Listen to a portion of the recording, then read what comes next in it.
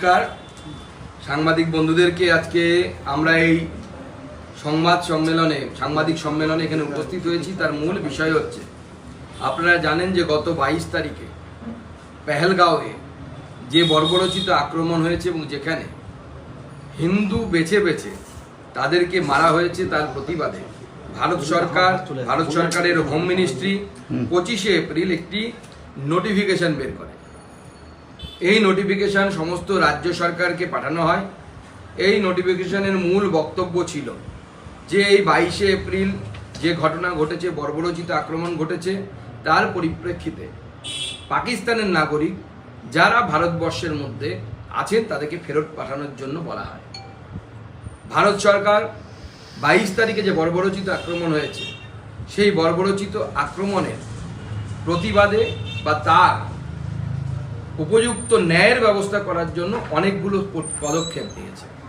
তার মধ্যে অন্যতম একটি হচ্ছে সিন্ধু জল চুক্তি বাতিল করা, যা ভারতের প্রথম প্রধানমন্ত্রী জওহরলাল নেহরুর সময় স্বাক্ষরিত হয়েছিল।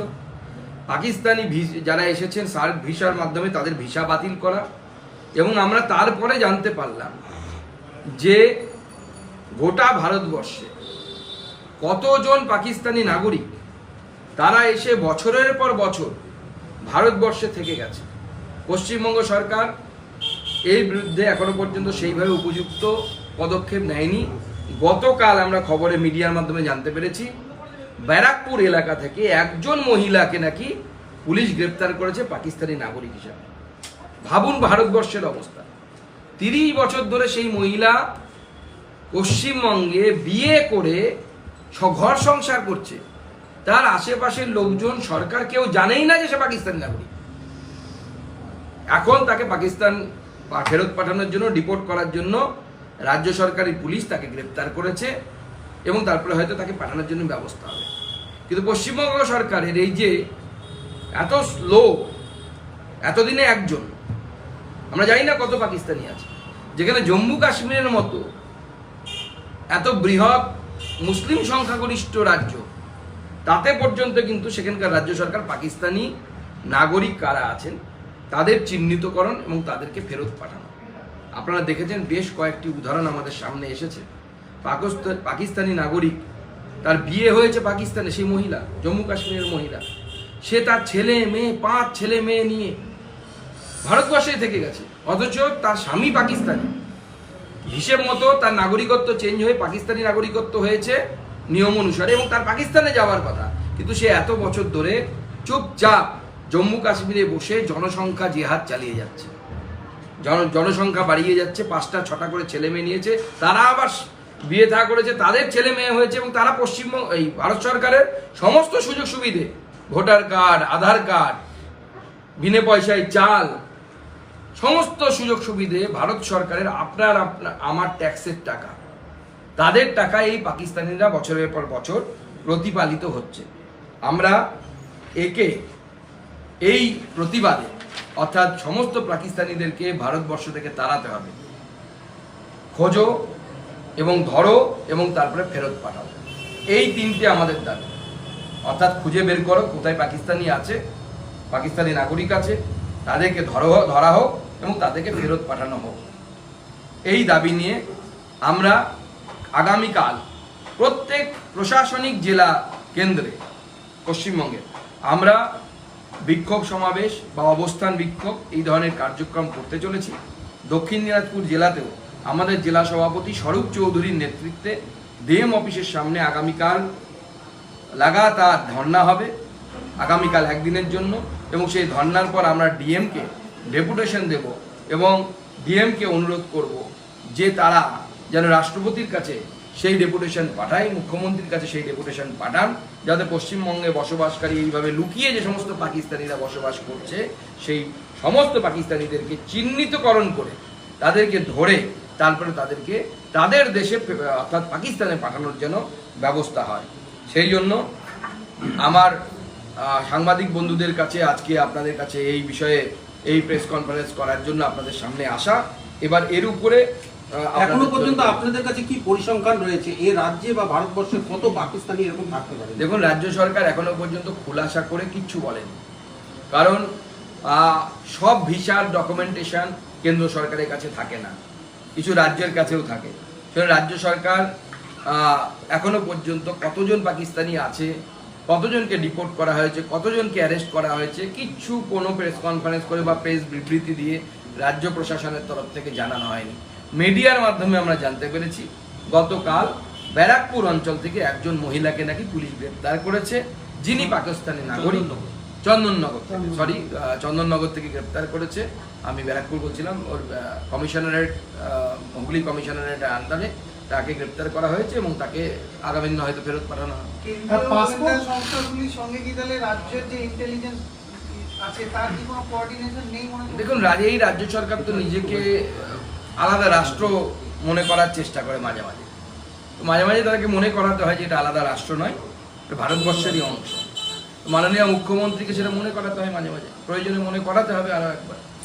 রাজ্যতে এরকম তো আছে যারা পাসপোর্ট ছাড়া, যেমন ধরুন নেপাল দিয়ে বা বাংলাদেশ বর্ডার দিয়ে অনেক অনুপ্রবেশকারী ঢোকে, সেক্ষেত্রেও কি কোনো ডিমান্ড করবেন যারা অনুপ্রবেশকারী হিসেবে ঢুকেছে তাদেরকে? একদম, এর মধ্যে সবাই আছে। যারা পেপার ছাড়া ঢুকেছে তাদেরকে তো সবার আগে, পেপার নিয়ে যারা ঢুকেছে অর্থাৎ ভিসা নিয়ে যারা ঢুকেছে তাদের তো কমসে কম আপনার কাছে ডকুমেন্টেশন আছে।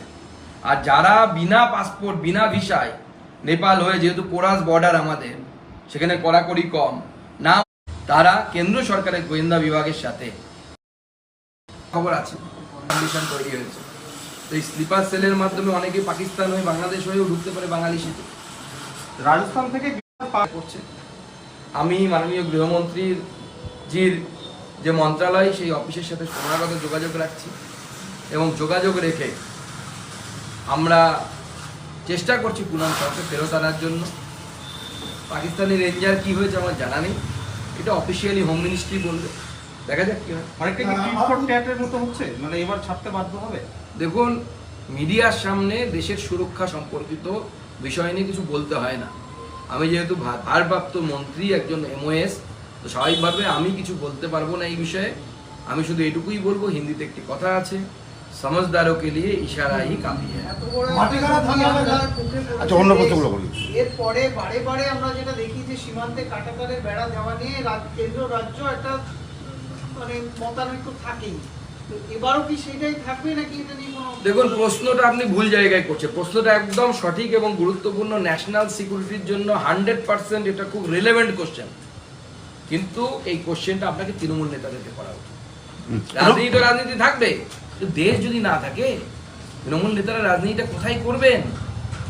মমতা বন্দ্যোপাধ্যায় কি শেষে গিয়ে গুজরাটে গিয়ে রাজনীতি করতে হবে, না অন্য কোথাও গিয়ে রাজনীতি করতে হবে? কোথায় রাজনীতি করবেন দেশ যদি না থাকে? তো সেই জন্য সীমান্ত নিয়ে মাননীয় গৃহমন্ত্রী হাউসে দাঁড়িয়ে বলেছেন, হাউসে দাঁড়িয়ে জানেন যে যদি কোনো তথ্য বলা হয় সেটা বিরোধী পক্ষ যদি মেনে না নেয়, তাহলে নিয়ম আছে বিরোধী পক্ষ থেকে দাঁড়িয়ে বলবে মাননীয় গৃহমন্ত্রী বা যেই বলুক না কেন সেই তথ্য দেয় যে এটাকে অথেন্টিকেট করুন, অর্থাৎ এই তথ্যের সত্যতা আপনি প্রমাণ করুন। বিরোধী পক্ষ কেউ করেনি, অতএব গৃহমন্ত্রী যা বলেছে সেটা সঠিক বলেছেন। 400 কিলোমিটারের বেশি, গোটা পূর্ব ভারতে 600 কিলোমিটার ফাঁকা সীমান্ত আছে, 450 কিলোমিটার এই বাংলাতে। বাকি যেটা আছে সেটা পাহাড় আছে, নদী আছে, দেয়া সম্ভব না। বাদ বাকি সব জায়গায় হয়ে গেছে, সব রাজ্যে হয়ে গেছে, কোনো রাজ্যে কোনো বিরোধিতা নেই। শুধুমাত্র পশ্চিমবঙ্গে মাননীয় মুখ্যমন্ত্রী নিজের ভোট ব্যাংকের স্বার্থে পশ্চিমবঙ্গের ডেমোগ্রাফিকে পরিবর্তন করার জন্য এই প্রচেষ্টা চালিয়ে যাচ্ছেন, এই সীমান্তে জমি দিচ্ছেন না।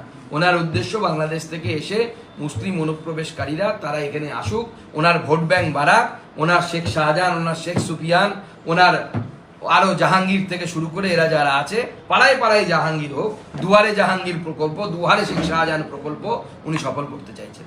মাটিগাড়াতে আজকে সেনাবাহিনী ক্যাম্পে ঢোকার অভিযোগে গ্রেপ্তার হচ্ছে আসিয়া খান। এবার উত্তরবঙ্গের মাটিগাড়া কি বলবেন? না দেখুন, উত্তরবঙ্গের মাটিগাড়া এবং শিলিগুড়ি করিডর, মাটিগাড়াটা শিলিগুড়ি করিডরের মধ্যে একটা পার্ট। তো স্বাভাবিকভাবে এই এলাকা অত্যন্ত সেন্সিটিভ, দেশের স্বার্থের সাথে জড়িত। BSF ক্যাম্পে কেন বা সেনা ছাউনিতে কেন ঢুকতে গেছিল, তার গ্রেপ্তার হয়েছে, তার তদন্ত হবে আগামী দিনে, সেটা বেরোবে, সকলের সামনে আসবে। কিন্তু আমাদের অর্থাৎ রাজ্যের সাধারণ মানুষ থেকে শুরু করে মুখ্যমন্ত্রী থেকে শুরু করে সবাইকে এই বিষয়ে যথেষ্ট সচেতন হওয়া উচিত বলে আমার মনে হয়। রুফটপ আর রেস্তোরাঁ রাশ কলকাতা পুরসভার বিজ্ঞপ্তি জারির পরে সারদান অ্যাভিনিউ থেকে বাধা পেয়ে ফিরতে হলো পুরসভা কর্মীদের। কি বলবেন এটা নিয়ে? দেখুন, পুরসভার কর্মীদেরকে কেন বাধা পেয়ে ফিরতে হচ্ছে তার কারণ হচ্ছে এই রুফটপ রেস্টুরেন্টটা যখন হয়েছিল, আমি হলফ করে বলছি তৃণমূল কংগ্রেসের লোকাল কাউন্সিলর থেকে শুরু করে অনেক নেতা পয়সা নিয়েছিল। প্রত্যেকটা এই ধরনের অবৈধ কাজ করতে এরা পয়সা নেয়। এমনকি ছোট ছোট যারা ডালা নিয়ে বসে রাস্তার পাশে, ডালা নিয়ে বসাটাও অবৈধ, কিন্তু গরিব মানুষ কোথায় যাবে, তারা পর্যন্ত কাউন্সিলর প্রত্যেক ডালা থেকে টাকা তোলে। ভিখারিরও অদম হচ্ছে এই তৃণমূল কংগ্রেস। ভিখারি মানে গরিব মানুষের কাছ থেকেও ভিক্ষা করে এরা লুট করে খায়। এবং আমি আপনাকে বলছি 3 মাস অপেক্ষা করুন, এই যত এখন অভিযান দেখছেন না, 3 মাস পর সব ভুলে যাবেন, আবার ওই জায়গায় দেখবেন গিয়ে দেখবেন রেস্টুরেন্ট তৈরি হয়েছে। রুপটপ নিয়ে আটকা আছে, শহরে থাকবে না কোনো রুপটপ রেস্তোরাঁ। কলকাতার 82টি রুপটপ রেস্তোরাঁ চিহ্নিত, পুরসভা তরফ থেকে নোটিশ দেওয়ার প্রক্রিয়া শুরু। যৌথভাবে রুপটপ রেস্তোরাঁ পরিদর্শন পুরসভা ও দমকলের।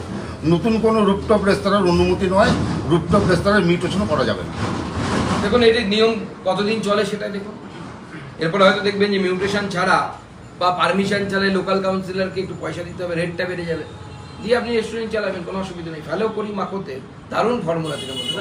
জাল নোট পাচারকারী গ্রেপ্তার হয়েছে, প্রায় 34 লক্ষ টাকা ভারতীয় জাল নোট উদ্ধার হয়েছে। বাংলাদেশে যোগ রয়েছে কিনা খতিয়ে দেখছে এখন। দেখুন, এই ধরনের ঘটনা এখন যদিও অনেকটা কমে গেছে। আগে যেমন আমরা প্রতি মাসে 2-3 করে দেখতে পেতাম কালিয়াচক থেকে ধরা পড়তো। এখন যেহেতু নোটবন্দি হওয়ার পর অনেকটা কোমর এদের ভেঙে গেছে, তবুও কিছু মানুষ চেষ্টা করছে। স্বাভাবিক, কেন্দ্রীয় এজেন্সিগুলো সেটাতে সতর্ক আছে এবং ধরাও পড়ছে তারা খুব তাড়াতাড়ি। তো স্বাভাবিকভাবে কেন্দ্রীয় এজেন্সিগুলো তাদের কাজ করছে। পহেলগামের পরে স্বরাষ্ট্র মন্ত্রক এবং সেনা তো যা করার করছে, কিন্তু এই ঘটনার পরে বিরোধী দলগুলি বারবার প্রশ্ন তুলেছে যে কেন্দ্রীয় গোয়েন্দা সংস্থার এটা একটা ফেলিওর। আপনি সেটা মানেন? দেখুন, কেন্দ্রীয় গোয়েন্দা সংস্থার ফেলিওর কিনা সেটা কেন্দ্রীয় গোয়েন্দা সংস্থা বলবে। তো সেখানে তো রাজ্য সরকারও ছিল। রাজ্য সরকার তো এত তাড়াতাড়ি ভোট করে রাজ্য সরকার করার কথা তো আমরা বলিনি, বলেছে তো সুপ্রিম কোর্ট। আমরা তো সুপ্রিম কোর্টের নির্দেশ পালন করেছি শুধুমাত্র। সব জায়গায় বুঝতে হয়, সব জায়গায় নাক গলাতে হয় না। সুপ্রিম কোর্ট বলেছে, সেটা করেছে, আমাদের সরকার করতে বাধ্য হয়েছে, সেখানে সরকার স্থাপন। কিন্তু 370-এর পর একটা কুলিং পিরিয়ড দরকার ছিল, যেখানে সেনাবাহিনী সমস্ত ব্যবস্থা দেখছিল। সেনাবাহিনীর হাতে যতদিন ছিল ততদিন কিচ্ছু হয়নি, অর্থাৎ রাষ্ট্রপতি শাসন নিয়ে যতদিন ছিল ততদিন কেন এই ধরনের ঘটনা ঘটেনি, এই বিষয়টাও আমাদের একটু মনে হয় গুরুত্ব সহকারে ভাবনা চিন্তা করা উচিত। এবং মাননীয় প্রধানমন্ত্রী দেশের এই 140 কোটি মানুষের দায়িত্ব সেনাবাহিনীর হাতে দিয়েছে। 140 কোটি মানুষের বিক্ষোভ এবং আক্রোশ, তার পরিপ্রেক্ষিতে কি করতে হবে সেই দায়িত্ব কেন্দ্রীয় সেনাবাহিনীকে দেওয়া হয়েছে। তারা এক্সপার্ট। আপনার গল ব্লাডারে স্টোন হলে কখন অপারেশন করতে হবে সেটা যেমন আমি বলতে পারবো না, ডাক্তারবাবু ভালো বলতে পারবে, তিনি জানেন ভালো, কারণ তিনি এক্সপার্ট। সেটা কখন কি করতে হবে সেটা সেনাবাহিনীকে ঠিক করতে দিন, কারণ তারা এটার এক্সপার্ট। তো স্বাভাবিকভাবে কি করতে হবে এটা পলিটিক্যাল ডিসিশন, সেটা সরকার জানিয়ে দিয়েছে সেনাবাহিনীকে। টেকনিক্যাল ডিসিশন সেনাবাহিনী। জাল নোট পাচারকারী গ্রেপ্তার, প্রায় 34 লক্ষ টাকা হয়ে গেছে। হয়ে গেছে। রিজেন্ট পার্কে 3 শিশুকে মারধরের অভিযোগে এক প্রমোটারের বিরুদ্ধে গ্রেপ্তার প্রমোটার প্রণত সাহা। রিজেন্ট পার্কের ঘটনা। তো প্রমোটারের রাজি চলছে এখন, তারা ভাবছে যে যা ইচ্ছে তাই করবো। মমতা বন্দ্যোপাধ্যায়ের তো প্রমোটার, সরকারটাতেও প্রমোটারদের সরকার। ভেবেছে বাচ্চাকে মারবো, এবার পাবলিক খেপে গেছে, তাই অ্যারেস্ট হয়েছে। আবার 2 দিন পর বেরিয়ে এসে আবার মারবে, দেখবেন ওই বাচ্চাগুলো। জীবিতকে মৃত দেখানোর বিভাগে পরিচারিকা লক্ষ্মীর ভান্ডারে ঢুকছে না টাকা, এমনটা অভিযোগ কাথির রীতারানী রেয়া। এগুলো লোকাল লেগে যাবে। শামশেরগঞ্জে অশান্তির জন্য সাসপেন্ড তৎকালীন ওসি, শামশেরগঞ্জের তৎকালীন ওসি শিবপ্রসাদ ঘোষ। মুখ্যমন্ত্রী সফরের আগে আবার সাসপেন্ড হলো পুলিশ আধিকারিক জালাউদ্দিন আহমদকে সাসপেন্ড করা হয়েছে কর্তব্য ক্যাপিটাল অফিসার সাসপেন্ড। কেন এরা সাসপেন্ড হয়েছে কিছুই তো আমরা বুঝতে পারছি না। মুখ্যমন্ত্রী এখানকার যে প্রোটোকল, পুলিশের যে প্রোটোকল, যে 4 ঘন্টা বডি পড়ে থাকলো, বাড়ি ভাঙচুর হলো, পুলিশের সামনে মন্দির ভাঙচুর হলো, পুলিশ কিছু করেনি, এটা তো নতুন কোনো প্রোটোকল নয়। অঙ্কুরহাটিতেও তো তাই হয়েছিল, হিন্দুদের মন্দির ভাঙা হয়েছিল পুলিশের সামনে। এর আগে 2017 সালে সম্ভবত, বা তারও আগে হবে হয়তো, ধনেখালিতে দাঙ্গা হয়েছিল, তখনও তাই হয়েছিল। পুলিশের সামনে বাড়িঘর ভাঙা হয়েছিল আদিবাসীদের, সাধারণ মানুষের, হিন্দুদের। 6 মায়ানমার নাগরিক গ্রেপ্তার, জাল আধার কার্ড বানিয়ে ভারতে নেপাল হয়ে যাওয়ার চেষ্টা। নেপালে প্রবেশের আগেই গ্রেপ্তার, প্যান্ডিলাঙ্কি সীমান্তে এসএসবির হাতে আটক। পরে খড়িবাড়ি পুলিশের হাতে তুলে দেওয়া হয়। দিল্লিতে এসে আধার কার্ড তৈরি করেছিল স্বীকারজিত 6 মায়ানমার নাগরিকের।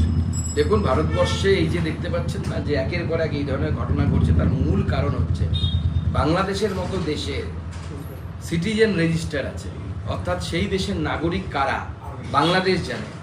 আমেরিকার মতো বড় দেশ, উন্নত দেশ, তারাও জানে তাদের নাগরিক কারা, তাদের সিটিজেন রেজিস্টার আছে। কিন্তু ভারতবর্ষ স্বাধীন হওয়ার পর যেটা প্রথম প্রধানমন্ত্রীর কাজ ছিল যে ভারতবর্ষের কারা নাগরিক তার একটা খাতা তৈরি করা, যেটাকে পোশাকি ভাষায় সিটিজেন রেজিস্টার বলা হয়। সেটা 75 বছরেও হয়নি। তার ফলে এই ধরনের ঘটনা বারবার ঘটছে এবং যতদিন না হবে আরো হবে। সুন্দর প্রেস মিটটা একটু হিন্দিতে বলে দিতে হবে। তখন নাগরিক পঞ্জিটাও তো কেন্দ্রীয় আইনেই এ রাজ্যে হয়ে যাওয়ার কথা ছিল, সেই জায়গাটা কোথায় আসবে? না না, নাগরিক পঞ্জি এই ক্ষেত্রে যেটা মাথায় রাখতে হবে আপনাদেরকে, যেটা ফেডারেল স্ট্রাকচার, ফেডারেল স্ট্রাকচারের ক্ষেত্রে যখন সেন্সাস হয় আপনার বা নাগরিক খোঁজা মানে করা হয়, তখন তো সেটা করতে হয় কারা করে? রাজ্য সরকারি কর্মচারীরা করে। তো রাজ্য সরকারের মেশিনারির উপর কেন্দ্রকে ভর করতে হয়। আমাদের রাজ্য সরকারে যারা বসে আছে, যারা বিরোধী দল, তারা যদি রাষ্ট্রের কথা না ভাবে, দেশের কথা না ভাবে, একা মোদি বসে সব ওখানে কি করবে? এটা তো টিম গেম, এটা টিম ভারত, যার কোনো ভোটের পর রাজনৈতিক পরিচয় থাকা উচিত না। মুখ্যমন্ত্রী মমতা বন্দ্যোপাধ্যায় সবার মুখ্যমন্ত্রী হওয়ার কথা, এবং ভারতবর্ষের প্রত্যেকটা জায়গায় এই নিয়মকানুন মানা হয়। আপনারা দেখেছেন গত কয়েকদিন আগে প্রধানমন্ত্রীর বক্তব্য ভাইরাল হয়েছে। প্রধানমন্ত্রী কেরলে ভাষণ দিচ্ছেন একটি জায়গায়, মঞ্চে কেরলের মুখ্যমন্ত্রী বসে আছেন, পিনারাই বিজয়ন, হার্ডকোর কমিউনিস্ট, আমাদের 180 ডিগ্রি দূরে অবস্থান করেন, কিন্তু ফেডারেল স্ট্রাকচারের জন্য সেখানে তিনি আছেন। শশী থারুর কংগ্রেসের নেতা, কংগ্রেস সিপিএম বিরোধিতা করে কেরলে, আবার ন্যাশনাল লেভেলে ইন্ডি জোটে তারা একসাথে আছে এক মঞ্চে। ওখানে উপস্থিত ছিল আমার বন্ধু জন ব্রিটাস, সিপিএম এর রাজ্যসভার সাংসদ, খুব পরিচিত মুখ কেরলের। আমরা একসাথে এক কমিটিতে ছিলাম, আমার খুব পরিচিত বন্ধু, সিপিএম এর রাজ্যসভার সাংসদ, তিনি ওই মঞ্চে প্রধানমন্ত্রীর সাথে। এই ধরনের রাজনীতি পশ্চিমবঙ্গে হয় না, তার ফলে পশ্চিমবঙ্গ দিনের পর দিন পিছিয়ে যাচ্ছে।